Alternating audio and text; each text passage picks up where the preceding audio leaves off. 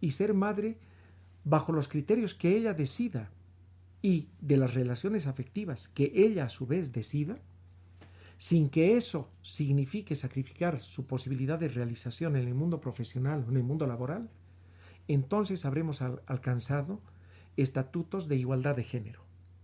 Cuando se dice igual salario para igual trabajo, se pensaría que se le está otorgando a la mujer un derecho de ascenso hacia la igualdad. En realidad no es así. Pagarle lo mismo a un ser humano que incurre en costos más elevados que los del género masculino en la reproducción social no es justicia. Una mujer, desde que nace, está destinada a incurrir en una serie de gastos que no son contemplados para el ser humano, para el hombre, para el ser humano masculino. ¿Cuáles son estos? La mujer comienza a arreglar alrededor de los 11, 12, 14 años.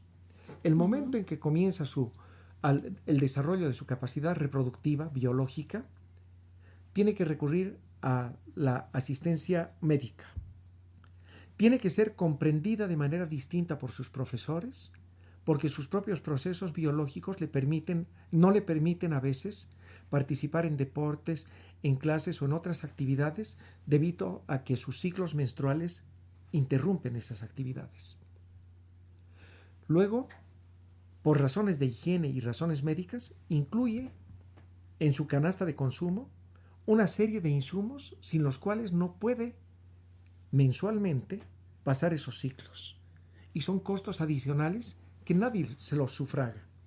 Por el hecho de ser mujer, ya tiene una carga de costos médicos y de costos de gastos personales que nadie siente la necesidad de sufragarlos a nombre de ella, salvo la mujer. Igual salario para igual trabajo, por supuesto que resulta ser una injusticia. Pero vayamos un poco más allá. ¿Cuántas mujeres sacrifican su propio consumo para completar el consumo de sus hijos? Porque en realidad el corresponsable y copartícipe en la reproducción decide no participar en la misma medida. Es decir, si nosotros hiciéramos un cálculo en términos de participación per cápita en los ingresos familiares de las mujeres y los niños respecto a los varones, seguramente encontraríamos una desigualdad profunda.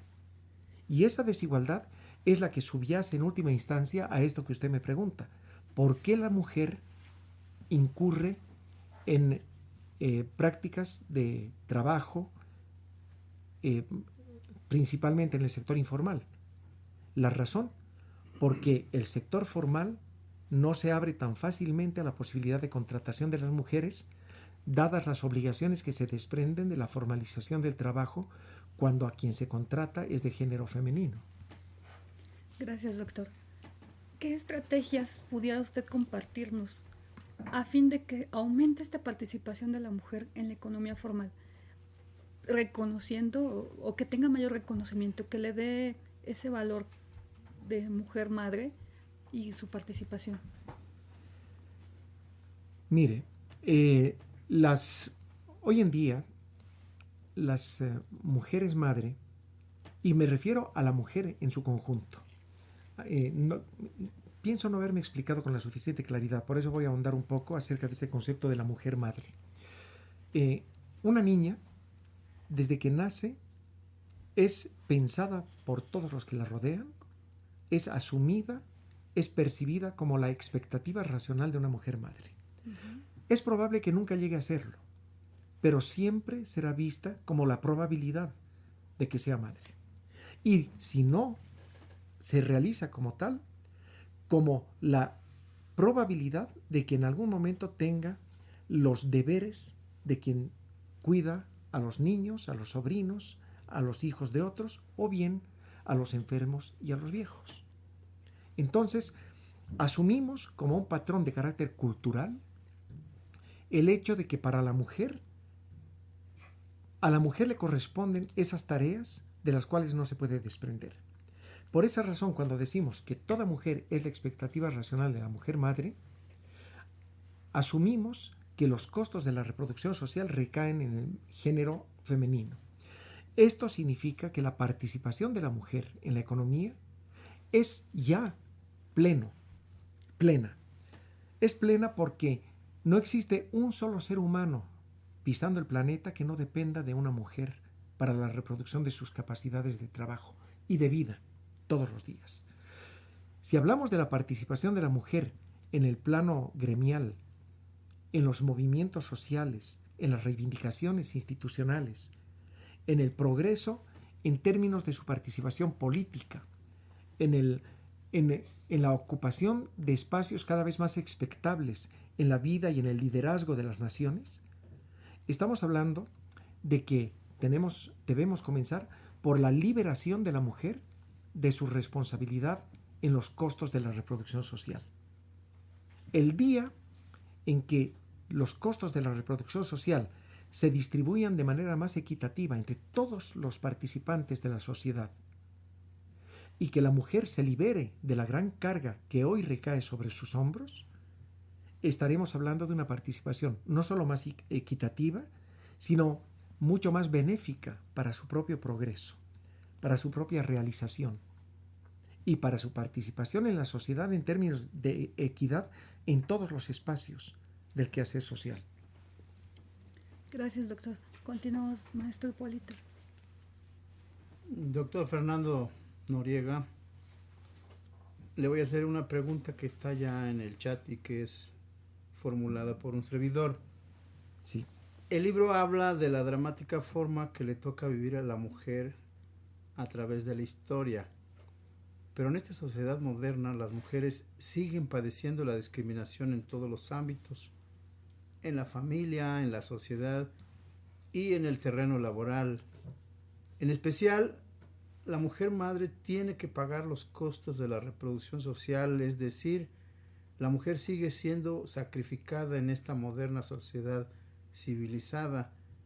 ¿Por qué la mujer madre tiene que pagar los costos de la reproducción de la especie y en especial de la familia cercana, además de que tiene que cuidar de sus padres y de algún familiar que sufre discapacidad o está en la vejez?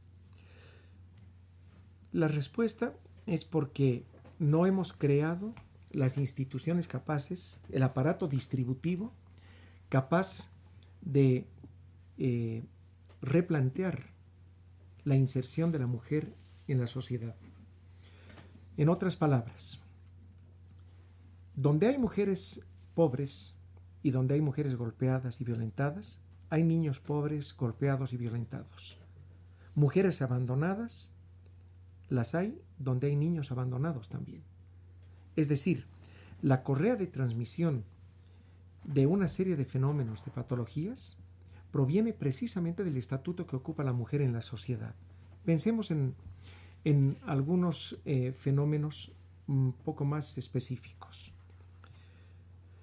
Una mujer que es castigada por la pobreza, por el abandono y naturalmente por la malnutrición, normalmente dará lugar a que sus niños se malnutran, se eduquen pobremente, desarrollen sus capacidades de inserción social, de inserción laboral y de inserción institucional de manera pobre, escasa, y que por tanto se dé lugar a una serie de patologías que en el largo plazo convertirán a la sociedad en un aparato, en un sistema de reproducción de una serie de patologías que a la larga se traducirán en lo que vivimos hoy en México, por ejemplo.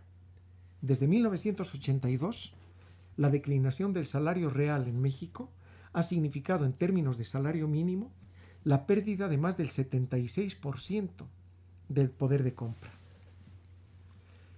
del salario mínimo real. Pensemos que el 95% de la población económicamente activa recibe como ingreso fundamental el salario y que de ese 95%, el 70% aproximadamente recibe menos de 4 salarios mínimos. 4 salarios mínimos. Si nosotros hacemos el cálculo del salario que corresponde por habitante, por niño y por mujer, arribamos a una conclusión que es verdaderamente dramática. El salario diario no alcanza para transportar, para comprar alimentos, para atender las necesidades médicas, ni mucho menos las necesidades de educación y vivienda de todos los habitantes de un hogar.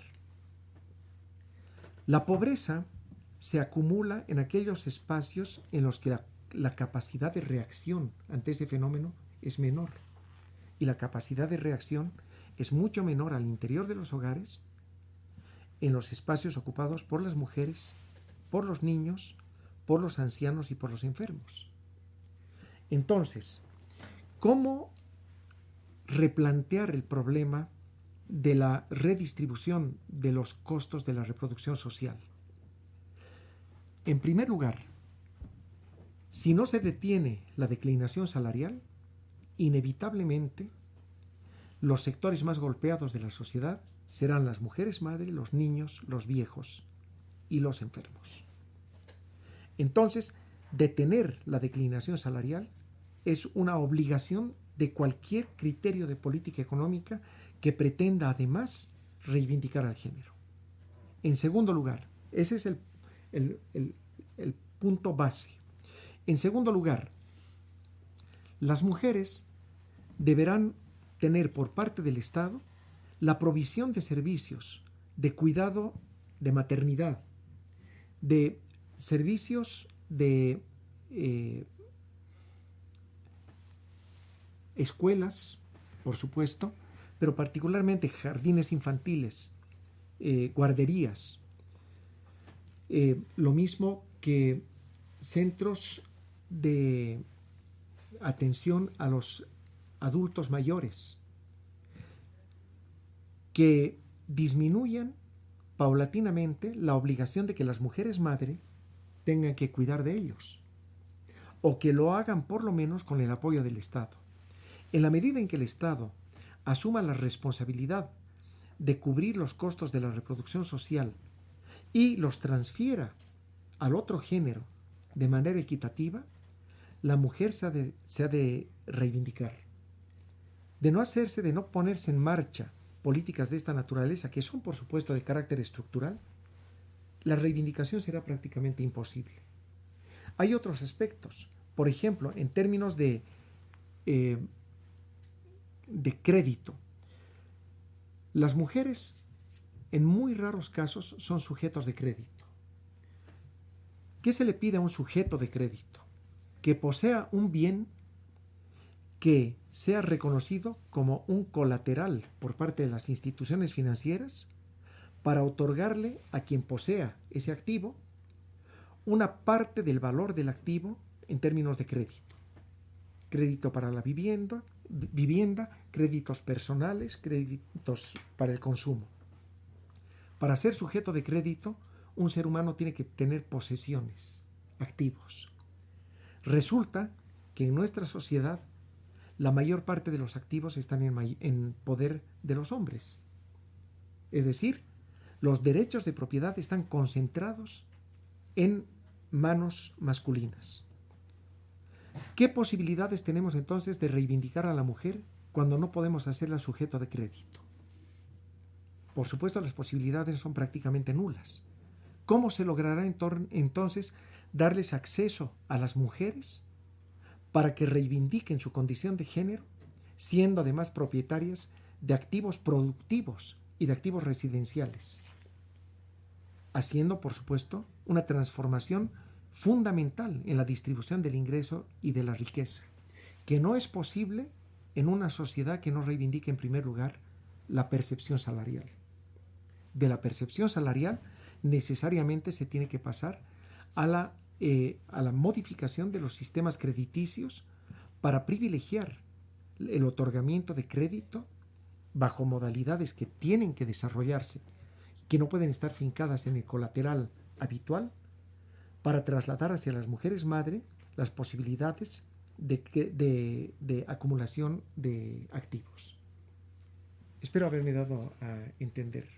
Claro que sí, doctor. Gracias, doctor. En ese mismo objetivo de las políticas que el gobierno, ahora que estamos en presencia de un cambio a 2 meses y fracción de gobierno en México, ¿qué se podría proponer al nuevo gobierno en materia de salario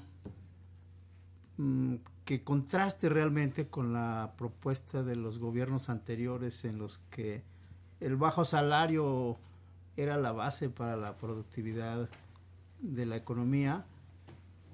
También en otros aspectos de la política económica que al final de su texto usted propone o maneja, especialmente en materia fiscal y monetaria, que son los dos grandes instrumentos que maneja la política económica, y como objetivos el crecimiento y la distribución del ingreso. Mire, en primer lugar, pienso que el nuevo régimen tiene una vocación distributiva muy clara, distributiva y redistributiva. Y esta se va a poner de manifiesto en las políticas principalmente de gasto que ya se han dado a conocer. En materia salarial no tengo todavía claridad suficiente acerca de cuál sea la perspectiva del nuevo gobierno, pero si hubiese que proponer algo, esta propuesta iría en el siguiente sentido. Sea la probable, la posible secretaria del Trabajo, Luisa María Alcalde, ha señalado que será un objetivo fundamental y de primera instancia para el nuevo gobierno elevar el salario mínimo. Y me parece que esto es necesario. Sin embargo, hace algún tiempo ya hice un video con un mensaje para el doctor Mancera cuando hizo su propuesta de elevación del salario mínimo acerca de qué aspectos deberían observarse al respecto. Mire, la economía mexicana tiene hoy en día 2 grandes sectores productivos. Un sector productivo que está orientado al mercado interno.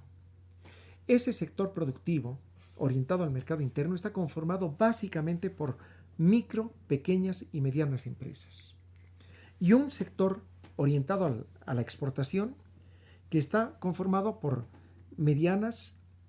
empresas medianas y grandes, básicamente, por empresas transnacionales. El sector que está orientado al mercado interno depende de la capacidad de compra de los hogares. En otras palabras, en la medida en que el ingreso de los hogares crezca, estas empresas venderán más. Entonces, hay un interés por parte de estas empresas de que crezcan los salarios. En la medida en que crezcan los salarios, estas empresas podrán vender más. Sin embargo, como son micro, pequeñas y medianas empresas, no están en condiciones de pagar un salario más elevado, porque esos salarios más elevados de la noche a la mañana elevarán sus costos sobre su de por sí precaria condición financiera actual, que podría llevarlas a la quiebra. ¿Cómo apoyar a la micro, pequeña y mediana empresa para que los salarios crezcan, se vean estas beneficiadas y en una segunda instancia ellas puedan a su vez elevar los salarios? En primer lugar,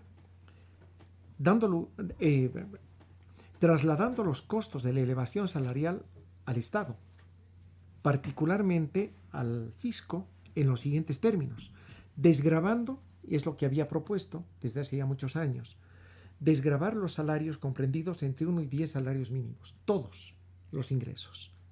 Esa desgravación salarial significaría que el gobierno dejaría de percibir esos impuestos, pero los recuperaría mediante el gasto que los hogares beneficiarios de esta desgravación salarial percibirían a tiempo de gastar los ingresos incrementados en bienes y servicios. Comprarían aquello que estas empresas producen y al hacer estas compras pagarían el IVA. Al pagar ese IVA se recuperaría lo que se haya dejado de percibir por el ISR. Uh-huh. Bueno, pero aquí hay un grave problema. Un porcentaje muy elevado de los bienes y servicios que demandan los hogares son importados. Y estos no redundarían en beneficio de las ventas de las empresas micro, pequeña y mediana nacionales orientadas al mercado interno. Enseguida vamos a hablar de este asunto. Pero hay otro problema. El sector orientado a la exportación vive de los salarios bajos. En otras palabras, son las empresas que han invertido en el país atraídas por tres características. En primer lugar, porque somos un paraíso fiscal. En segundo lugar, porque tenemos salarios muy bajos, trabajo barato y eficiente. Y en tercer lugar, porque tenemos servicios baratos, eficientes y porque colindamos con uno de los mercados más grandes del mundo. Entonces, esas empresas están interesadas en que los salarios permanezcan deprimidos. Si se elevan los salarios, estas empresas pierden competitividad. Más todavía, hay empresas mexicanas que proveen algunos bienes y servicios a las empresas transnacionales y que dependen de los salarios bajos porque no poseen la tasa de progreso tecnológico que las haría capaces de abatir costos de producción por otras vías que no sean los salarios. En otras palabras, el rezago tecnológico descansa en los salarios bajos. Entonces, si nos orientamos al mercado interno, hay que elevar los salarios, pero no el mínimo, todos los salarios. Porque elevar el salario mínimo y hacerlo por disposición gubernamental golpeará a la micro, pequeña y mediana empresa. Elevar los salarios golpeará al sector exportador. Entonces, para elevar los salarios y fortalecer el mercado interno, hay que hacerlo con la clara mirada en un sector exportador que tendrá que aprender a competir sobre la base del progreso tecnológico. Y todavía no tenemos en el horizonte de la política económica de mediano o largo plazo del próximo gobierno una propuesta de política industrial que nos permita saber si dentro de 5 o 6 años estaremos en posibilidades de abatir costos de producción gracias al progreso tecnológico y no gracias a los bajos salarios.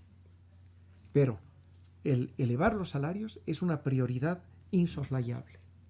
Entonces, desde este punto de vista, habrá que pensar que elevar los salarios para reivindicar al género significará renunciar a la dinámica exportadora que se ha basado en los salarios bajos y por tanto en el empobrecimiento de la mayor parte de la población laboral mexicana. Doctor, muchas gracias por estos comentarios que usted nos hace. Tenemos participantes en el seminario Repensar la Economía de la Escuela de UPIXA y también de Economía. Tenemos un foro en el cual lo invitamos para que más adelante usted nos apoye para contestar. Ya tiene ahí bastantes comentarios. Por ejemplo, voy a permitirle leer alguno de Gabriela de UPIXA. Le mando un cordial saludo. Gracias. Y nos dice que ha estado ya en algunas conferencias con usted. Su libro le parece una gran oportunidad para enseñar economía y además Gracias. Que usted trata estos temas desde una realidad social. Ella nos hace una pregunta. Dice, el planteamiento de equidad de género implica una serie de transformaciones de política económica que difícilmente se darán en países menos desarrollados, pero actualmente, en algunos países con mayor desarrollo o socialistas, ¿se ha avanzado en esta equidad? Es decir, ¿se ha logrado disminuir las asimetrías en menores salarios, oportunidades inferiores, condiciones y restricciones laborales para la mujer económica? Sí. O económica. Sí. Sí, definitivamente. Hay países, por ejemplo, los países escandinavos son un verdadero ejemplo. Hay algunos países que son ejemplo de reivindicación de género para el mundo entero. Islandia, Suecia, Suiza, son países que han progresado de manera considerable. En América Latina hay algunos intentos que han progresado en el plano institucional, pero no lo han hecho en el plano económico. Es el caso de Cuba, por ejemplo. Cuba ha logrado una reivindicación de género importante, sin embargo, esta no ha sido acompañada en el plano económico, debido sobre todo a las rigideces que el propio sistema les ha impuesto. Entonces, sí hay casos, por supuesto, y son estos los que yo apuntaría como emblemáticos. Doctor, también aquí tenemos una pregunta. Lo vamos a invitar a que después usted nos apoye porque ahí ya tiene bastantes preguntas. Con todo gusto. Milza Polanco, también de UPICSA, pregunta, ¿cómo sería posible repartir los costos de reproducción social? Bueno, la redistribución de los costos de la reproducción social se tiene que dar por la vía, en primer lugar, por la vía fiscal, política fiscal.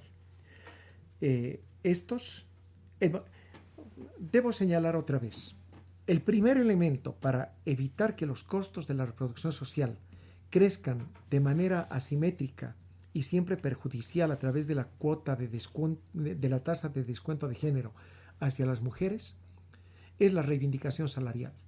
Una economía en la que los salarios declinan inevitablemente es una economía que polariza la carga de los costos de la reproducción social hacia las mujeres. Entonces, el primer criterio de política económica que hay que proseguir es la elevación de los salarios reales, no del salario mínimo únicamente, del salario medio real. En segundo lugar, en términos redistributivos, tiene que haber una carga fiscal sobre los ingresos promedio del género complementario que trasladen recursos hacia las mujeres madre de manera que éstas puedan gozar de la cobertura de todos aquellos bienes con carácter de bienes públicos, de guarderías, servicios de salud, servicios de educación, servicios de apoyo para los adultos mayores, servicios de atención para la población en minusválida incapacitada, de manera que las mujeres madre puedan ser liberadas de esa parte de la carga de la reproducción social.